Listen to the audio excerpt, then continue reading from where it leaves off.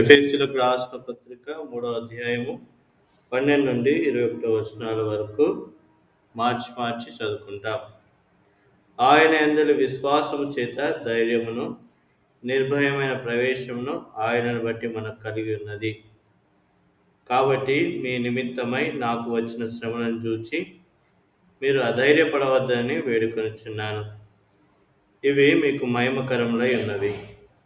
ఈ హేతువు చేత పరలోకమందును భూమి మీదను ఉన్న ప్రతి కుటుంబము ఏ తండ్రిని బట్టి కుటుంబం అని పిలువబడుచున్నదో ఆ తండ్రి ఎదుట నేను మోకాళ్ళలోని మీరు అంతరంగ పురుషుని యందు శక్తిని కలిగి ఆయన ఆత్మ వలన బలపరచబడినట్లుగాను క్రీస్తు మీ హృదయంలో విశ్వాసం ద్వారా నివసించినట్లుగాను తన మహిమైశ్వర్యము చొప్పున మీకు దయచేయవలననియు మీరు దేవుని సంపూర్ణత యందు పూర్ణులగునట్లుగా ప్రేమ యందు వేరుపారి స్థిరపడి సమస్త పరిశుద్ధులతో కూడా దాని వెడల్పు, పొడుగు, లోతు, ఎత్తు ఎంతో గ్రహించుకొనుటకు జ్ఞానమునకు మించిన క్రీస్తు ప్రేమను తెలుసుకొనుటకు తగిన శక్తి గల వారు కావాలని ప్రార్థించుచున్నాను.